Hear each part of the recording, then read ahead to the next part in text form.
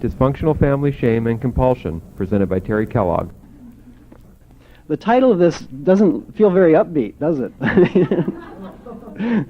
Is this the depressive group that comes here and say, hey, let's go to this one, it sounds like a bummer? Honestly, I don't know where that title came from. I really don't. I mean, I must have been an adult child blackout when I was Dysfunctional Family, Shame, and Compulsion. Also, I don't know where the pause comes. Is it Dysfunctional Family, Shame, and Compulsion, or Dysfunctional Family, Shame, and Compulsion? And I don't, I'm sure I came up with the title because they wouldn't have made it up here, I don't think. But like my daughter would say, probably like Totally Dissociated Dad or something. Well, I'm going to do my best. Of course, you remember that one. Well, whatever you do is okay, honey, as long as you do your best. Yeah, well, I do believe that anything worth doing is worth doing half-assed, so. Anyway, talk about setup for perfectionism. I'm going to probably have to break this down and go back to dysfunctional family and talk a little bit about dysfunctional family and shame. And I came from a chemically dependent family on my parents' side. I have this obsessive compulsive sister that I worry about all the time, and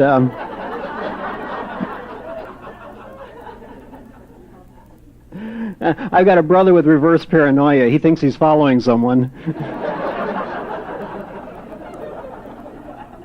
I know that because I followed him. Actually, I was the only one to escape my family without any problems. No real effects. Well, two little ones maybe, denial and delusion, but they don't count. And maybe just a touch of a problem trying to save the world. In fact, I'd have done it too, but I started out in Texas just when the oil market was falling, so right lane. I've been down there ever since. I haven't gotten out of Texas, actually. Plus, Ronald Reagan won't return my phone calls. How do you save the world if you can't call Ronald? Actually, I don't think he recollects that I called, I suppose. One of the things that strikes me is, though, to be able to recollect, you'd have to have been able to collect in the first place. One good thing I've learned out of all this is that someday I'll be able to claim old age instead of pathology.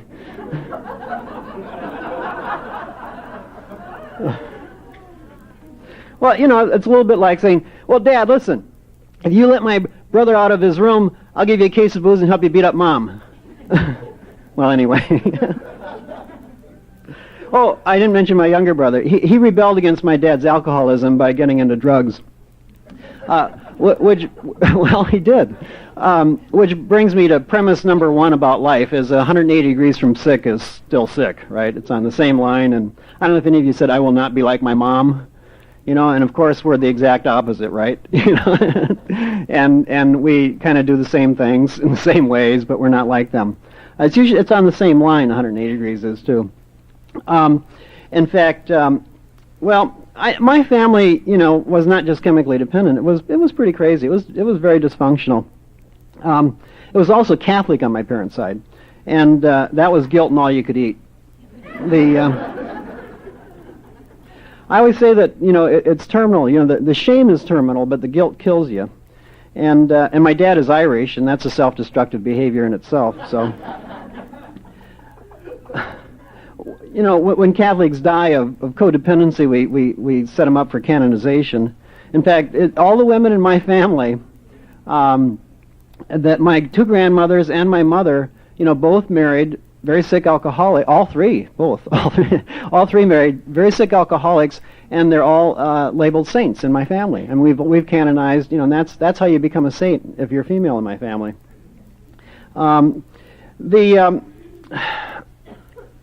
Yeah, I know. Some of you are thinking, this guy's been here 10 minutes talking, hasn't said a damn thing yet, Might as well stay in Boca Raton and watch the canal or something like that. They do have canals there still, don't they? I thought I was there once. More dissociation. My whole life has been. Anyway, I want to talk a little bit about shame. It always originates in relationship. Well, that's a good start. And it's always relationships with survival figures. And one of the things that happens when parents abuse, use, or are in some way emotionally unavailable to the children is that the child gets this thing we call shame. And what it really is simply a reaction to the abuse, to the neglect, and it's a feeling reaction. But feelings aren't just physical. They're cognitive and they're physical. And so the shame sets up a belief system. And what the child believes is there's something wrong with them. And that's the way the child will respond to shame every time, that there's something wrong with me, and that is shame. Somehow I lack something, I'm not doing it right, there's something wrong with me, that my basic needs, in fact, get exposed as wrong or bad. And that's the shaming experience. Now, the shame also begins to get internalized in that it doesn't become about us, it becomes us. And it gets internalized to the extent that it becomes autonomous. In other words, we can even self-shame, or we can even get shame where there is no shame. But it's the relationship that gets lost in the shame experience. And it's primarily, of course, the first relationship with parents that gets lost. But the real relationship that gets lost in the shame experience is the relationship with self. In the shame process, there's no way out. It's sort of like, we can't hide from our own sense of our own shame. And since a belief system, it's no longer a feeling. See, it's something that we really believe about ourselves. And what we do is we rage, to cover how bad we feel about ourselves. We manipulate, and we control, and we isolate. And we become gregarious and charming and seductive, and we become codependent. It's that loss of self. If you don't have yourself, you really can't be in a relationship very well. Because when you get in a relationship, you sort of this boundaryless, loose, amorphous mass of whatever it is that we are or think we should be. When we get in a relationship, we kind of go like that, and we get enmeshed. See, and so that's in fact, looks like a codependent relationship, an enmeshed relationship. But it's not really, the problem is not with the relationship, the problem is with the loss of self. See, in these enmeshed relationships, of course, we struggle. Well, it does feel kind of warm and comfortable, even though you don't know where you stop and other people begin or which finger belongs to which hand. But see, as you struggle, the relationship kind of, gets to be tighter and tighter and more dysfunctional. But it's like that Chinese finger puzzle, the harder you pull, the tighter you're in. So if any of you are in any codependent relationships, the more you struggle with it, in fact, it's the old Al-Anon thing of learning to let go, and then you can get out or detach or whatever it is. But the point is that even in detaching, or even if you get out traumatically, what you're left with is that isolation. Now, it feels great for a while because you don't have to ask anybody if they want to go to a movie before you can go to a movie, or, you can eat what you want and do what you want, and it feels nice. But the reality is that you start eating too much and going to too many movies and getting more and more depressed, so you kind of sink. So you go back into this. But the reason we're doing this is because of the shame experience, we've lost ourself. And in the loss of self is the problem. It's not in the relationship. So codependents don't need to work on their relationships with other people. They need to work on their finding of self. And I think that once you find self, once you have a sense of your own boundary, and it's not like a destination either. This isn't some path that we enter on and then we're going to arrive. In fact, I always maintain that with recovery, the journey itself is the destination. And the journey is really a lifelong journey. But once you start it, you're there. So it's a process of discovering self that gives us self, but it's also a process of learning how to set limits. Development of boundaries. And then when we have self, we get into relationships that are like this, where we have detachment and intimacy. See, and the detachment and intimacy, anywhere on that line we have both. But it's that original abuse and shame experience, I think, that causes the loss of self that sets it up. Now, I think that what happens with shame is it layers over our other feelings.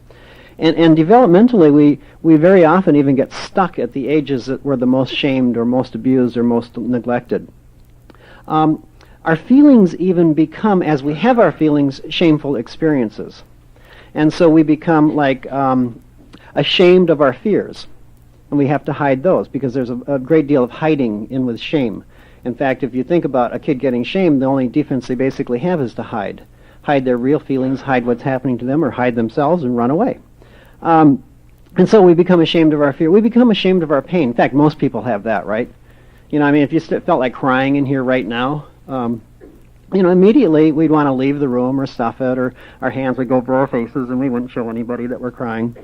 We also want to hide our anger because we're ashamed of that. We get afraid of our anger and we're ashamed of our fear, and it just all kind of recycles around till we really aren't allowed our feeling reality either. And moving through life without feelings is no picnic. You know, it's a little bit like, well, I think our feelings are guidelines and, you know, and guideposts in life. It's like going through life without your feelings would be as if I blindfolded you and I told you I want you to run around this room about 15 times, but every time you ran around I rearranged the furniture on you. You know, just keep kind of stumbling, and that's what we do when our feelings are overlaid with that shame. I also think that the hiding our pain from ourself, you know, increases the alienation from self. We hide our feelings from ourself, and so we actually get further alienated, and so the problem is a growing problem. Now, shame is a denial of children's basic dependency needs. And with us human creatures, you know, we're the most dependent creatures on earth for the longest time. Adult children of alcoholics learn not to do that. You know, most of us grew up, you know, very early in our nests, and we began to take care of our families very early, and so we didn't get our basic dependency needs met. In fact, we act very independent at an early age, or we get into a lot of what I call role reversals, you know, where we take care of the parents' experiences and their needs in the family system. Now, I'll talk a little bit about roles if I get time, too. But the fact is that the human child the dependency needs are so high that when those dependency needs don't get met, something's going to happen in the system. And what happens very often is, it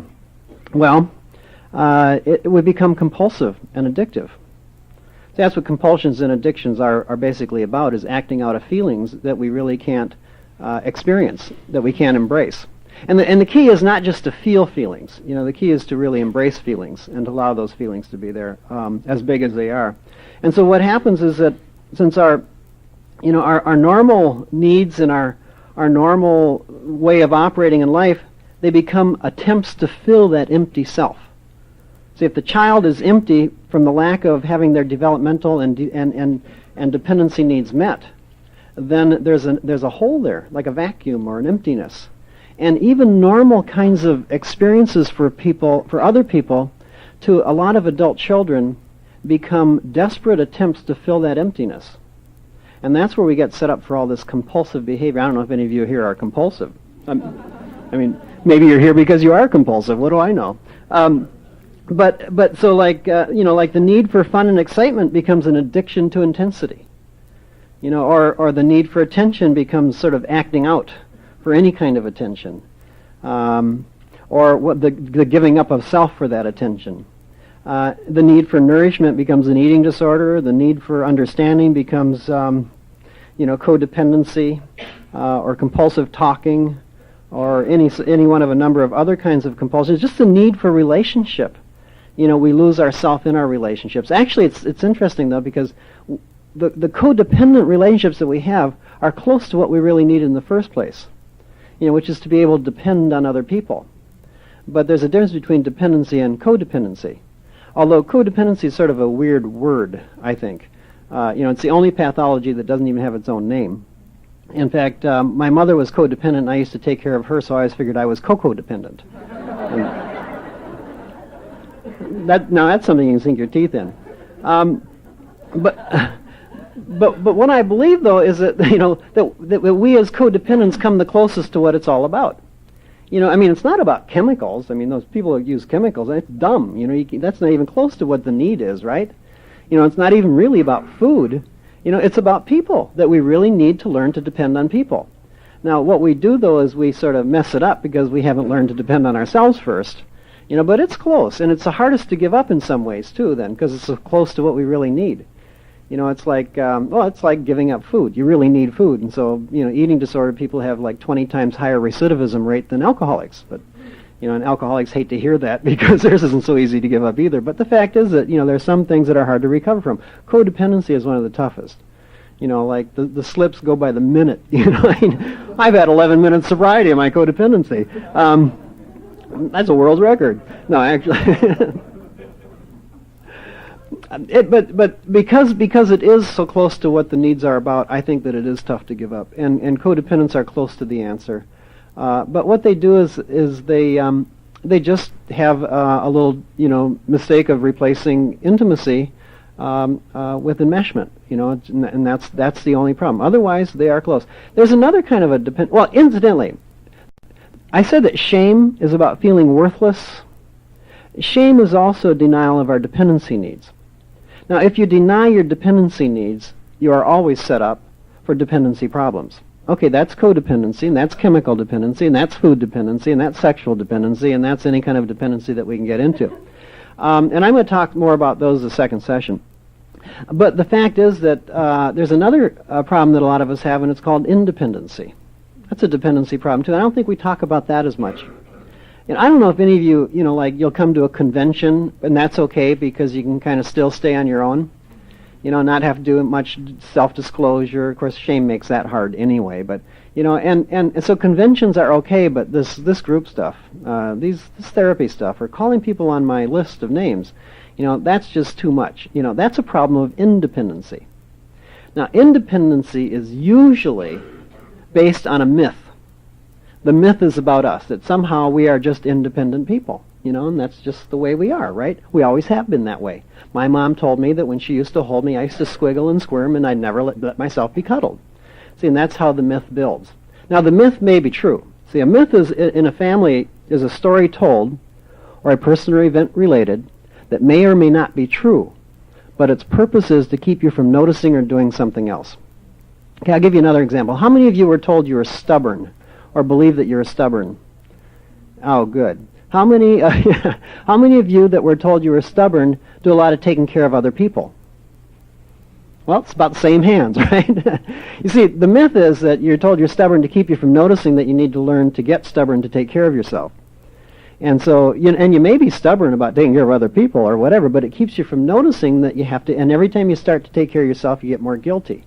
It's like you've been babysitting 14 nights in a row, and and mom comes in and says, well, you're going to babysit tonight. But you say, tonight's senior prom. How can I babysit tonight? I rented a tux, the rolls and everything else. Well, go ahead. You're going to do it your own way anyway. You always were so stubborn, see, of course. Then whether you do it or not, you feel stubborn. Well, I think that independence is a lot like that. A lot of us have been told we're independents and we're loner types, but it's really just simply to mask the fact that it isn't about us at all. It's about the fact that we never had anybody to depend on, that we never really had anybody that was real enough to get close to. And that is one of the problems with a lot of us, is that there was no one around our family that was real enough to get close to, so we don't know how to be close. And so we pretend that we're choosing to be independents. But maybe independence would be a compulsion too, because there's a lack of choice in that as well. Well, anyway, a couple more things about shame, I think, is that it sets up shameful behaviors. In fact, in some ways, if you have a lot of shame, it makes a lot of sense to do shameful stuff, doesn't it? And that reinforces your worldview of who you are and what you are and your relationship with the world. And so the more addictive we are, see, I always say that shame empowers addiction, but addiction empowers the shame too. And whatever that, whether it's addictive or acting out behavior or dishonest behavior, whatever it is, see, it reinforces that shame, and in some ways that feels less crazy, because if you have a lot of shame, where does it come from? Why do you have it? So we keep inventing things so that we can have our shame. And so we do shameful stuff. Lack of emotional availability to our children, then we feel bad about it. But in some ways, if you start out with the shame, it makes more sense. See, and that's the alternative to going back and looking at the original shaming was about. I think controlling others so they can't reject us is part of shaming. I think that feeling suicidal is a part of shame, because shame starts to feel so hopeless. Where do you go if you feel bad about yourself? And where do you go if you feel bad about yourself and you can't talk to anybody else because your dependency needs have been denied? I think that sexual problems are very epidemic among those of us who have shame. I think sexual problems are epidemic anyway, but that's because most people have shame. And that, see, all shame is sexual shame. You don't get shamed without it being sexual shame, because it always gets tied back to who we are as men and women. And who I am as a man is my sexuality. The fact that I am a man is my gender. My relationship with that fact is my sexuality. And I think that having been shamed, I know that I've had sexual shame, and because of having sexual shame in itself is a sexual problem, but it also sets up other kinds of sexual problems, including sexual compulsion or sexual denial, or feeling too secretive and unable to express sexual needs and on down the line, or not even allowing ourselves to respond sexually. As a matter of fact, one of the easiest ways to deal with shame is to not feel it, right? But, when you throw out a feeling, sometimes you throw out, the rest of them too. And so we learn to not feel at all. And it just so happens that one of the most common sexual problem in our society is called disorder of desire. It's just that you no longer feel the sexuality, because sexuality is also a feeling. And so a lot of us, because of the shame and because we've thrown our feelings out and haven't been able to integrate them in our lives and embrace them, also have lost our sense of our sexuality. And that's the most common problem that we have, the sexual problem that we have. One of the things that extreme shame can bring about, too, are sociopathic responses. The inability to see other people's pain as real, the ability only to think that there's something wrong with us, not to really know and feel when we've hurt other people. The lack of conscience formation can be a problem of excess shame, although what I find for most of us is that we've got excess shame and excess guilt. We've got overdeveloped conscience, but sometimes the shame can wipe out the sense of conscience as well. And children who are extremely shamed for a long period of time will get into offender behavior. In fact, that's basically all an offender is a person who's been victimized and hurt and, takes that stuff and bonds and identifies with their aggressor and hurts other people with how they've been hurt. I haven't ever worked with an offender who wasn't abused as a child. And the child, though, is protecting their abusers, so when they get in the system, they claim that they weren't abused, but they always were. And in fact, to me, that's one of the big gaps in our program. I've got a bit of a problem with the fact that we live in an offender protective society. Well, we protect the offender system. When the offenders are parents, we protect the parents. I mean, how much of our lives have we, those of us that have lived with offender-oriented parents have not wanted to face that, have always wanted to see them as having done their best and wanting to see it always in the light of, well, it's about the alcohol and not about the fact that they were offender-oriented. But a lot of alcoholics aren't offender-oriented. See, it's like some people are offenders and some people aren't. Some of those are alcoholics and some aren't, and so on. The offender issues are actually different issues than alcoholism issues. My dad was an offender. He was an offender whether he was drunk or sober. It's just that the alcoholism potentiated a lot of the offender issues and formed a helix in his life that kind of wound its way around his offender issues. But the reality was he was an offender primarily because he was victimized as a child and taught to respect and love and obey his father. And then he bonded with his father and he became like his father, and the alcoholism was another primary disease in his life. But the offender issues were important. Now, I decided I would not be like my father. Of course I decided I would not be like my father. Who wants to be a violent alcoholic and beat kids up and beat spouses up and stuff? So, but remember 180 degrees from sick is still sick? So what I did was, I took it subterranean. If my dad was a volcano, I was sort of like the rumblings of the earthquake, I think. I was always angry but always controlling it. I would turn that, warm summer day into a cold winter evening with a look. You ever remember the look, The look that could kill, the look that could shame. And so, what I didn't realize, I was doing the exact same thing as my dad, but just a bit differently. And I was shaming, and I was emotionally unavailable, and I was controlling, and my violence was of a non-violent, controlling sort, but it was still violence nonetheless. And it was devastating.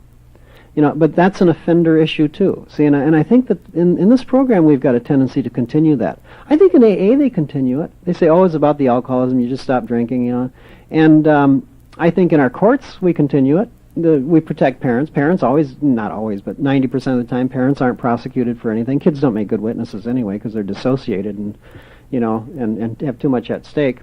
But I think that, even when we incarcerate offenders, we're protecting the offender system, because we're teaching them to be better offenders. But parents don't get incarcerated very often for what they do. If they did someone else, they'd be incarcerated. But, children are property, chattel. I don't know. But this program, I think that's one of my complaints about, I love this program, but one of my complaints about the ACA program is that it can also be an offender protective system because violence in America will continue to thrive and grow, which it is, as long as we maintain a denial system about it. And the denial system is not about other people's violence, it's about ours. And when we walk into a program, in fact, we have a problem statement that we read in our group. And I wouldn't ask any of you if you're familiar with the problem statement, because that might break your anonymity that you're adult children. But if you're not, what are you doing here?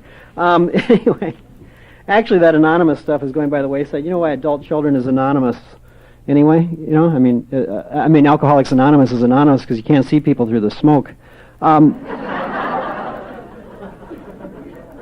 Well, I can't find the slip, but it's if you take the problem statement. If anybody has a problem statement, you want to bring it up here, you know, do so. I'm in desperate need of one. Anyway, if you take each statement of the problem statement and say exactly the opposite, what will you find? You'll find it's true. The opposite of every statement that we make in that problem statement is also true. In other words, you know, we become gregarious, we control and manipulate people, we abandon people before they abandon us, you know, we force them to our will. You know, the literature for ACA came out of codependency literature. And that's sort of that martyred, helpless, oh, you're all controlling me kind of posture with life. But ACA issues are not just codependency issues. ACAs are also the ones that are controlling and martyring and, you know, being overly aggressive and gregarious, and a lot of times we won't have anything to do with alcoholics, and on down the line. You know, and see, I think that model that we even have is a way of continuing to protect the offender system in our culture, because we don't look and talk about offender behavior as much as we talk about victim or codependent behavior. And as far as dysfunctional families go, let's face it, dysfunctional families are victimizing families where you have your choice. And your choice is what role you're going to get into. Are you becoming a victim? Are you becoming an offender? Or are you become a collusive spouse? You know, and marry an offender. And then your kids can be victims while you watch. You know, and those are the role choices that we have. Now, there's a lot of other role choices. I mean, I've been doing a lot of reading, and for a while I was greatly relieved because I thought there were only 4 roles and 4 kids, and you know, and then you each got a role. But I kind of knew that wasn't true because I had 4 roles before I was 4 years old. But the fact is that one category of roles is the victim, offender, and collusive category. See, and you are set up when you are victimized, and this is severe neglect, you know, of twisted messages and emotional abuse, of boundary violations and intellectual rape. This is the sexual abuse that's covert or overt or physical or whatever. You know, when we're victimized by this, we have to respond to it. And we respond by getting into a victim role. Now, the way out of that victim role is to learn how to be an offender. Or the way out of that is also to find an offender, marry an offender, so they're the offender, but they're not victimizing us, they're victimizing children. And that's a collusive role. Now, those are the 3 roles in the abusive family, and that's it. I mean, there's other roles, but you know, but in terms of the offending behavior, that's it. The collusive role is sometimes an active collusion. You know, sometimes like we're in on it, we're glad it's happening, and you know, we know about it, and we don't do anything about it. And sometimes it's passive collusion, and it's just because we have what I call an altered baseline tolerance level to abuse.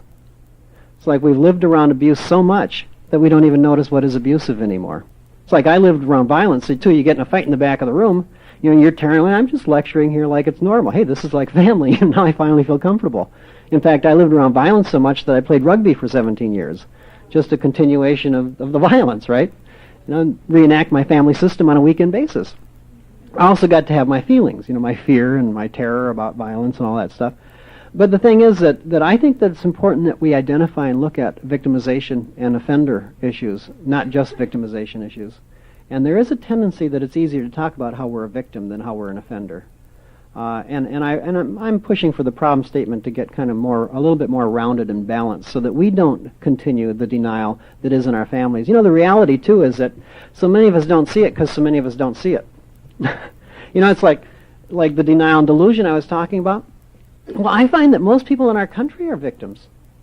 You know, I figure that 94% of all Americans have been punished physically. You know, well, how much of that, you know, is discipline? You know, now about 92% would say it's discipline, but the reality is only about 10% of it is probably discipline. And that puts about 80-some% of all Americans in the category of physical abuse victims. But you know what? Physical abuse victims don't get into therapy for being physically abused very often. Very seldom. Like sexual abuse victims will get into therapy for it. If they've accepted and realized it'll happen, they'll go to therapy for it. Physical abuse victims just don't. You know, in fact, I don't know, how many of you had physical discipline growing up?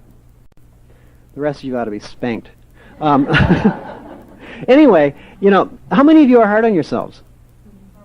Hard on yourselves. Yeah, how many of you have a tendency to drift into some depression periodically? How many of you have a nasty mood infliction where you just get the stuff rolling over and you want to inflict it on someone else? Yeah, some of you were a little reluctant on that one until you saw a few other hands, you know, right? Yeah, how many of you don't take very good care of yourselves physically? Can deny your physical pain threshold? Well, you see, you know, it's like it just keeps falling. Those are all logical consequences of having been physically abused. But how many of us really go into therapy and deal with having been physically abused and these are the consequences of it? You know, we just don't do that. You know, and we're not talking about a few of us who are adult children. We're talking about this whole country. Even a guy named Richard Gellis did a study on violence in America, and he found that 72% of all parents admitted kicking, pushing, beating, or shoving their kids. These are the ones that admitted it. You know, and parents don't hit kids because of kids' behavior. They hit kids because the kid irritates the parents. And the irritation is just a scratch that goes down in that wellspring of anger and rage, you know, and so we kind of dump it out on our kids, you know, and that's the safest place to dump it out because we don't ever get prosecuted.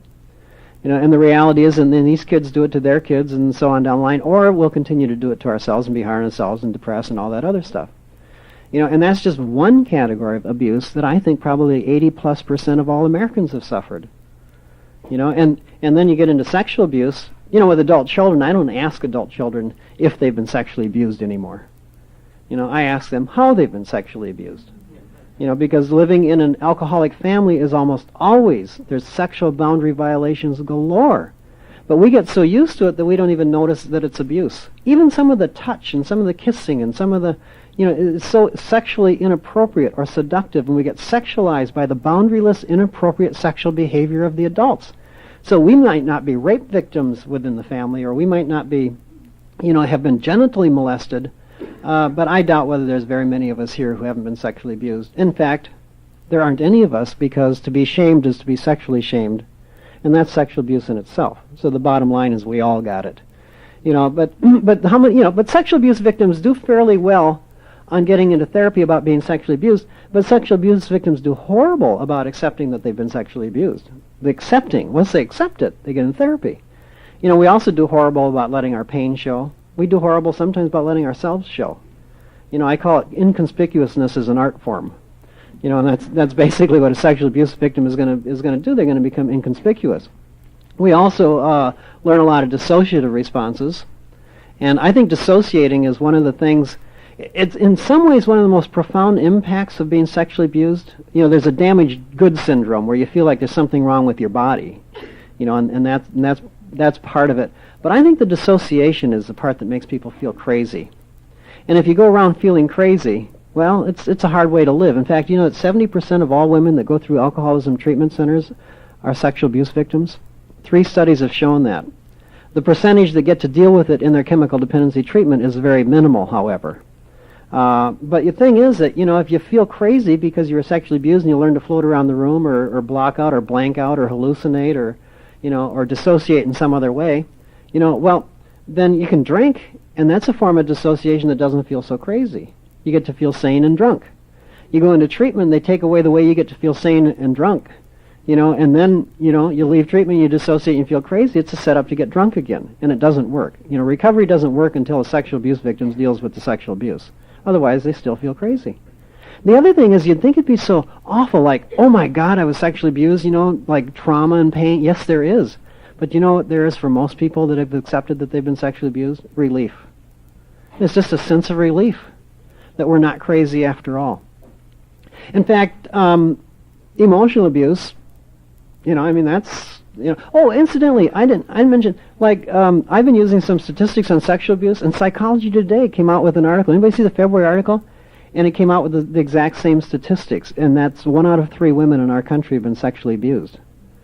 And in fact, the first study that hinted that was Kinsey, when he found out that 25% of women in our country across middle America, had been sexual abuse victims, 27% before the age of 13 by someone over the age of 18. And 80% of the time they know who their attacker is, and 50% of the time it's in their own home. I mean, this is not an unusual problem in our culture, and I think 1 out of 3 could possibly be lower. Males don't seem to get sexually abused as often as women. But there's a high percentage of males, at least 10%. And higher than that in alcoholic families. There's a huge correlation between sexual abuse and alcoholism families. In fact, one study showed that 49% of incest offenders were alcoholics. 50% were Catholic, however. So that's true. Well, I'm Catholic, and I like the church, but there's a way that, if I told you for the rest of this convention I don't want anybody to notice your genitals, so I want you to hold your hands over your genitals for the rest of the convention. I mean, what are they going to notice and you obsess, right? I mean, so that's what sort of the Catholic Church has asked us to do. Anyway, sorry about that. No, I don't want you really to do that, by the way. The thing is that when you throw in emotional abuse, which include, the sarcasm, the mind rape, the, lack of privacy, the lack of boundary, all the boundary violations that are both emotional and intellectual, the excess criticism, the excess pressures to succeed, the no pressures to succeed. When you throw in, the comparisons and the lack of affirmation and the inability to express our feelings. I mean, how many of us, when we're sitting on the stairs crying, had anybody come up to us and say, "Hey, I'm really glad you're crying. It's really good to see you cry about this. It's important that you do. And if you want someone to sit with you while you cry, I'll be here. If you just want to be alone, that's, but you're doing your grieving and it's a loss and, da da da da." How many of us had that? And that's emotional abuse. The lack of emotional affirmation is, in fact, emotional abuse. And so, we get emotionally abused, we get physically abused, we get sexually abused, we get intellectually abused. And what's the net result? Well, the net result is fairly simple. It's addiction. How do you get that much abuse and not become an addict? How you get that much abuse and not become compulsion? Now, what's the correlation? The link between the abuse and the addiction is a very simple link. It's a link of feelings. Addictions are about feelings. See, all this compulsive stuff that we do, they're about feelings. And it's pretty hard to be abused and not have feelings about it, would you say? It's like, if I'm slapping my daughter, is my daughter having feelings? Well, yeah. Now what is she going to do with those feelings? Well, you see, feelings are important because they're something that sort of are supposed to move through, that help us, kind of understand what's going on in our life and keep clear and take care of our bodies. And you either talk them out and work them out, or you act them out. That's the simple truth about feelings. And if you don't get a chance to talk them out and work them out, you act them out. Now, some of us don't act them out, actually, though. We act them in. We repress and we hold and we get sick and we somatize. We get ill. But if I'm hitting my daughter and she's having these feelings, what's she going to do with those feelings? She's going to say, "Dad, I'm really getting mad that you're hitting me. I'm really angry about it. Not only that, I'm feeling tons of shame like I'm a bad person. I think maybe you should look at the fact that what you're doing is shameful." And not only that, mucho excess guilt about this stuff, like I didn't plant a bomb in the park, I'm feeling too much guilt about what I really did. And not only that, you're scaring me. It's going to have some lifelong repercussions on myself and this family system. And besides that, I need to take about 10 minutes to cry. Now, what are you going to do to a kid that's doing that while you're spanking them or slapping them, right? Well, give them more. So kids know that instinctively. So what do? Well, they stuff their feelings. In fact, some parents hit kids until they stop crying. And that's a trick that parents have learned, though, through the ages. And the trick is that, you see, if you're a parent that wants to depend on your kids, well, if your kid is a tearful, vulnerable kid, you can't really depend on them very much, can you? They're depending on you. Some parents are afraid of their children's dependency on them, so if they can toughen their kid up, and that includes beating them till they can't cry, then the parent can depend on the kid more, rather than the kid on the parent. See, so like a lot of us got tricked, and that was one of the ways that we got tricked into becoming so dependable. Well, anyway, so my daughter goes to her room with these feelings intact. Now, what is she going to do in her room with the feelings? Well, it's choice time, isn't it? She could act them out pretty directly by writing on the wall, or tearing up her room, or starting to throw rocks at the neighbor's window or ripping up her books. So she could do something like that with her feelings. She could also get really into withdrawal. She could sabotage, start wetting the bed. She could develop a learning disability. She could underachieve. She could hit the refrigerator real hard and develop an eating disorder, or she could sexualize her relationship with herself until she feels better, or she could do she could somatize them. She could make them into a stomach ache or a headache or a rash on her body, or she could develop asthma. She could do any one of a number of things with those feelings, but the key is that she's got to act them out somehow. They don't just go away. Our feelings have never just gone away of their own. We actually have to learn to deal with the feelings, or we act the feelings out. Now, it just so happens that addiction and compulsion is one of the more common ways that people act out their feelings. It's just that addiction does so well because that's what addiction is about. An addiction is a pathological relationship with any mood-altering event, experience, or thing that causes major life problems. All right, so first of all, I don't know how many of you think you're an addict. Anybody in here think they're an addict? Lots of you do. Okay, well, if you're willing to stay around for the next session, I'm sure I'm going to catch all of you. I did a workshop some time ago with Stanton Peele, and he's a pretty amazing guy. He's interesting because he doesn't have a real traditional approach to addiction. But the one thing he said that I really like is that he says addiction is mankind's great unifying experience. If you want to look at an addict, all you got to really do is look in the mirror. And I suspect that it's really not possible to have been abused as a child, to have those dependency needs twisted and denied, to have the kind of shame that we have, including the public humiliation. Remember the public humiliation? Incidentally, it wasn't the drinking that bothered me much. It was my dad's emotional unavailability, the violence, the rage, the mood swings, the unpredictability of the system that got to me. But there were the times where just his drinking would get to me if I was around my friends or out in public. Then it didn't matter what behavior was there. It's usually the behavior that got me, but it was around my friends, just the drinking was enough to make me feel totally humiliated. And like shame, there's gradations of shame, right? And so like there's this sense of embarrassment, that some of us know, and that's okay. That's kind of a part of our mating ritual. We turn red and our plumage changes and stuff. But the fact is that the next stage I just call shame, but then there's the next stage up, which is the humiliation. And that always comes from the public exposure. And that's always a process of internalizing the shame, where it becomes about us and not about my dad's drinking or about the abuse or anything else. And I think the last stage is probably mortification. I don't know if you've ever just wanted to disappear or die out of shame. But that's the extreme of shame. And I think it's impossible really to come from a dysfunctional family where we don't end up with some level of that shame. Now, if you have that kind of shame and your dependency needs are denied that much, you're set up for addiction. It's really hard to avoid being an addict.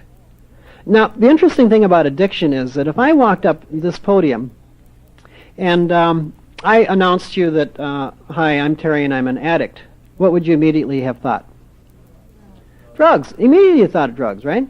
In fact, probably not even alcohol, because I would have said alcoholic most likely if, although just coincidentally, alcohol is a drug. Rumor has it. Anyway, doesn't seem like a drug. They should have little alcohol pills, so that would... Anyway, okay, so you'd assume that I was an addict, but if this were 100 years ago, we'd be sitting in a swamp, I think, actually. If this were 20 years ago, we'd be sitting in a swamp. Anyway, if I came up and I announced to you that, this is 100 years ago, and I said, I'm an addict, guess what you'd have thought? The first thing you'd have done is wondered what kind of addict I am. You'd have wondered if I'm addicted to maybe food. You would have even possibly considered sex. You would have definitely considered prayer. See, all those kinds of addictions were written about in the 1870s.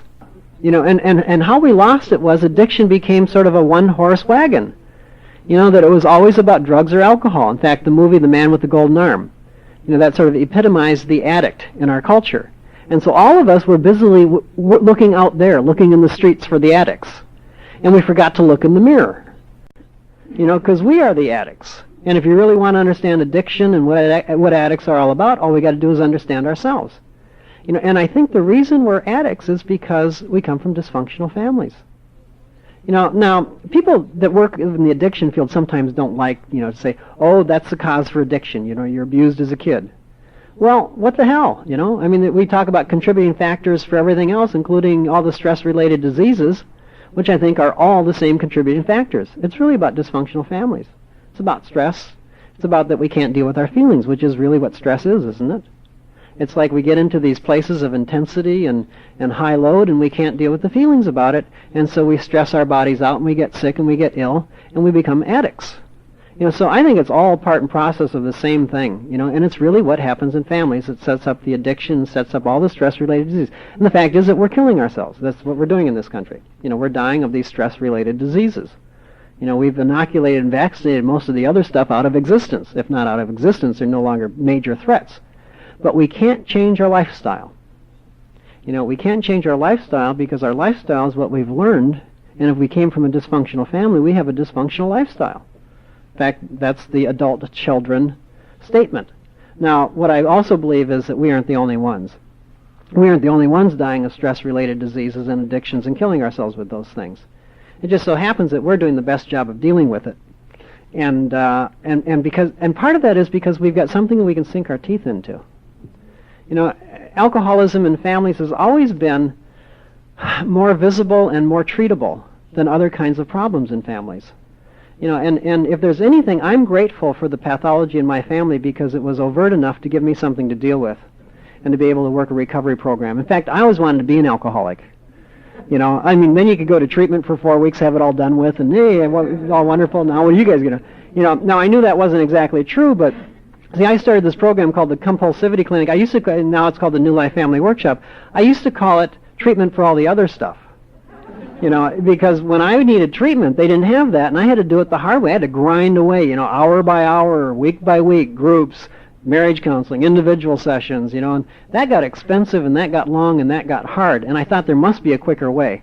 Well, I still believe in groups and marriage counseling and individual therapy. However, I believe that there are quicker ways, and the quicker way is treatment. But when I needed help, they didn't have treatment for stuff like codependency or adult children issues or whatever, or sexual addiction or eating disorders, and now we have. But that's basically what the program that I do, and I'm working with Sierra Tucson in that program, that's what we're doing, is we're treating all of the other stuff.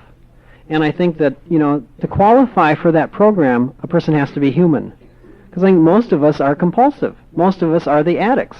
And now it's exciting because of this movement, we're starting to expand the treatment modality. We're starting to treat all the other stuff, and we're starting to realize that addiction isn't just about alcohol.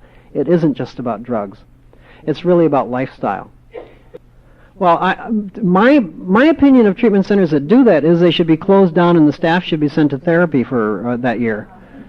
And then you should go somewhere else, because I don't think you can deal with this other stuff until you deal with that. Now, I don't think you can use that you're an abuse victim not to look at the consequences of alcoholism. Okay? I think offenders can't look at their victimization issues until they deal with their offender behavior. But I don't think it can't all be done in a treatment setting. And I don't think I think it's dangerous to wait a year before you look at some of that stuff. Because who wants to feel crazy for another year? Now, there's a level at which some people can't do it right away, and that you need a sense of safety. Yes? Absolutely. And the thing is that we get, I don't know, we're not that fragile. God, look at what we've lived with. Look, we grew up. Most of us were more than functional, and most of us lived around all kinds of weird, crazy stuff happening. We're not that fragile. A few of us are, but, if we've been diagnosed as a borderline personality or something like that, then we got to take it by inches. And we should wait a year, or do a little bit. But the fact is that most of us can dive into the reality of what happened to us, have our pain, embrace that pain.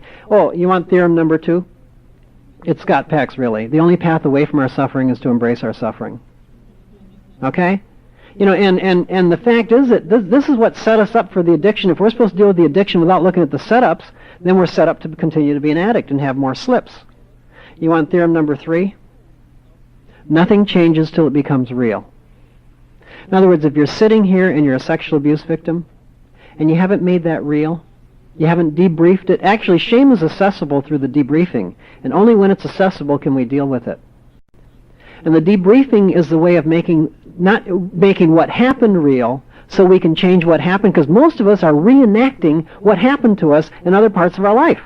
We get into jobs where we get in the same roles, we get into marriages where we're in the same, and we have the same roles with our kids. We're reenacting, recycling it over and over and over again because we haven't made it real. Once you make it real what happened to you, whether it's physical abuse, emotional, or sexual, or all of the above, then you can change it. But nothing changes till you make it real. That includes making the feelings real about it. Letting the feelings be there and embracing those feelings and moving through the feelings like we needed to a long time ago. Yes?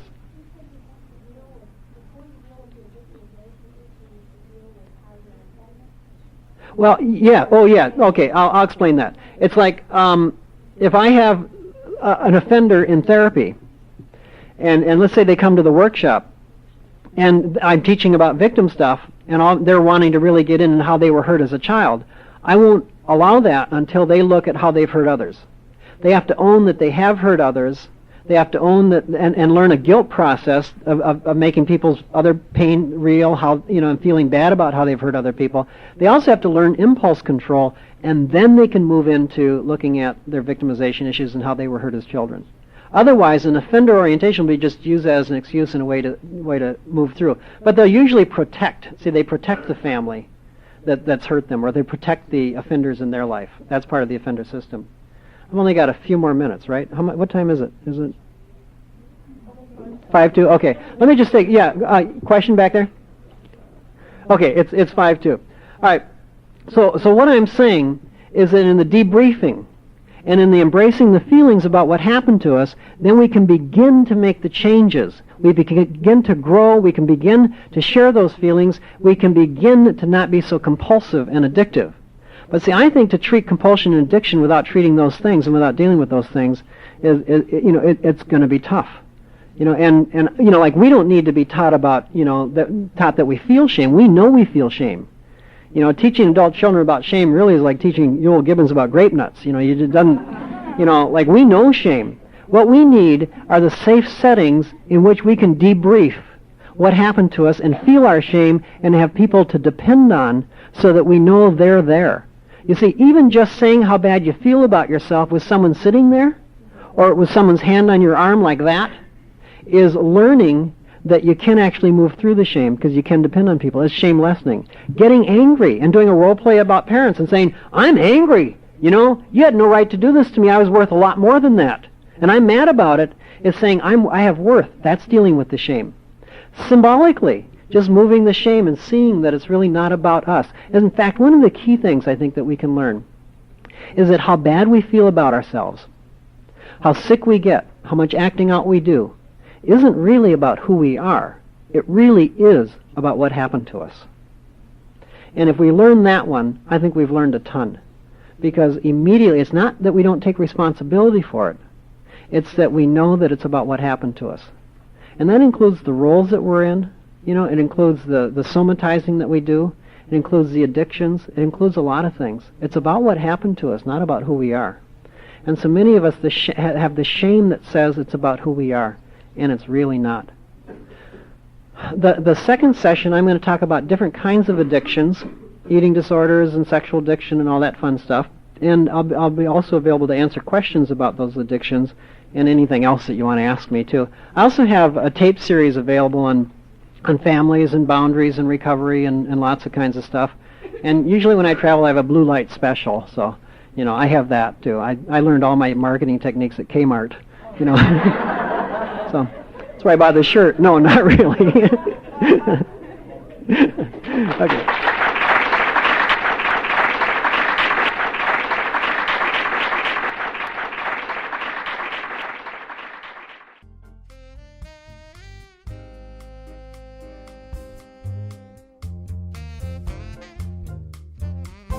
We hope you enjoyed this recording. Please check out our website at www.sobrietytalks.com. Thank you.